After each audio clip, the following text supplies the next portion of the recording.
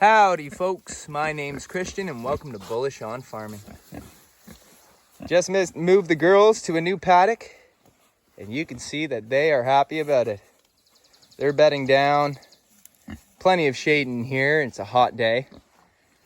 And they're enjoying the leaves in the shade, probably feels nice and cool compared to the hot sun. And while I moved them out of here, and you can see that they're probably happy about the spongy bedding that they got going on. Nature's bedding, that is. So they were in here for about 2 weeks and they did a good number. For those of you who haven't seen our previous videos, we run a 6-paddock forest raised pig setup here. And we got about 8 gilts running on about 1.5 acres. So they're in each section for about 2 weeks.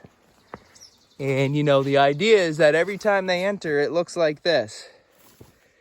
So let's see, 2, 4, 6, 8, 10. We get about 10 weeks of rest in between each paddock. Let's take a trip down to the first paddock they were turned out to.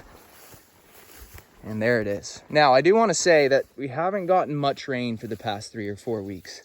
We're now mid-July and we had a very dry last half of June and early half of July.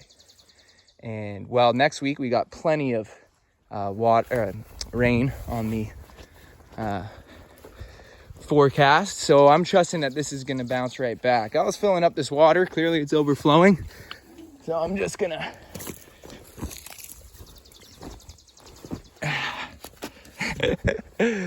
Excuse me, but the work don't stop.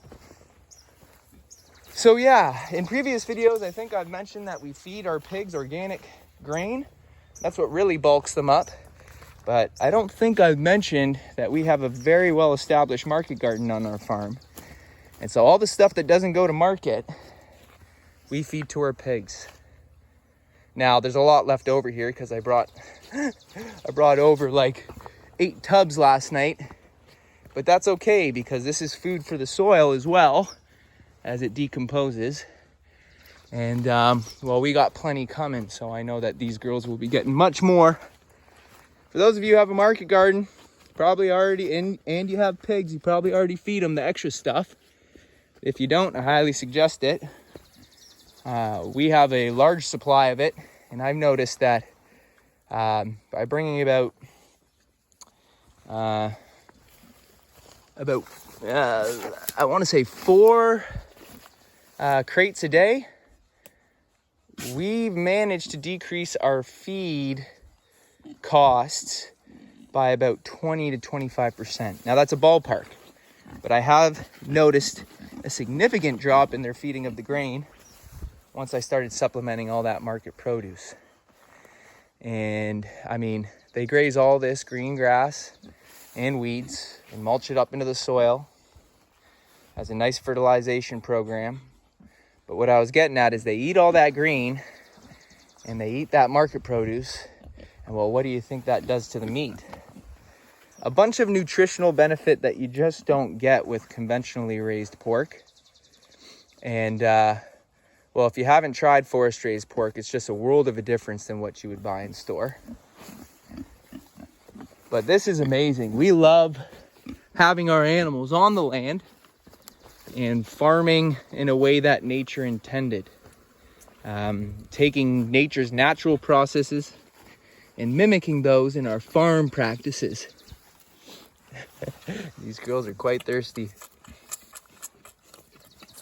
We got 2 nipples on a 65-gallon water tub. These pigs are about 3 months old now, and I'm filling that thing about 2.5 to 3 times every 2 weeks. And you know, that's not a big deal. Just bring over the hose and fill it in from the top. And strap it to a tree. Raise it a bit so that the pigs are looking up on a 45-degree angle to drink. And voila. This ground's pretty hard. Like I said, it's been pretty dry up to this point. So the rooting is going to be somewhat tamed. When the ground is soft, they're really enticed to root and get their noses below soil level. And they love the malleable, soft soil. But as you can see, they will still root. I mean, I just moved them in here 10 minutes ago, so even by the end of today, about 25% of this paddock will be rooted up and done some good work. But folks, we deal with our pigs every single day. Take a look at this. I remember when we got these girls, when they were weaners. They were so spooked. And now they're just laying down and they'll just stay here and let me pet them because they know me. They also trust those who take care of them. Our goal is to give these animals the best quality of life and balance that with the regeneration of the land. That's pretty easy to do because if you're doing regenerative techniques properly, you would be giving your animals the best quality of life because you're not over disturbing your land and making it go rank. So the hygiene of your animals is much better. And while that increases to a better quality of life, absolutely. You know, the term pigsty didn't come for no reason. Now, I don't know if you guys have ever seen pigs raised in a pig barn, but it does not look like this. And it definitely doesn't smell like this. You walk out here in the forest setup and you smell vegetation, clean air, the forest recycling all the organic matter that these pigs lay down, just as nature intended. And you know, the land works like a sponge. What's waste from our bodies is actually food for the land. And I mean, it's so simple, it just makes sense. Some people like to get very scientific and technical about, you know, regenerative techniques, and I think that's great. But if you have a set of eyes and a willingness to observe and learn from the land and the animals, it all tells you what's healthiest and of greatest benefit. Hey girl, you liking that?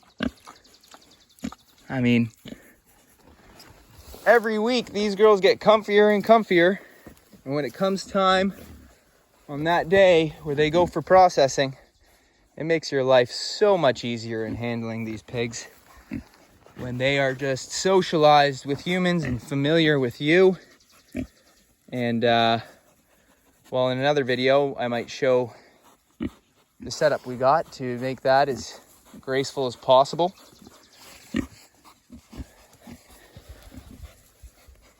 But yeah, the pigness of a pig, baby. Letting these girls exercise their pigness.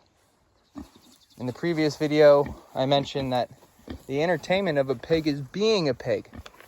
If they're not able to explore their curiosity and forage and root and engage with landscape as nature intended it, then you're taking away a very important part of their experiential reality, and that's going to have consequences.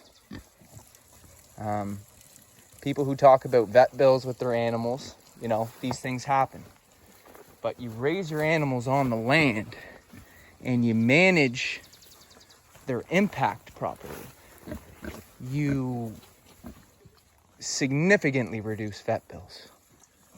They're almost non-existent when you get your system running in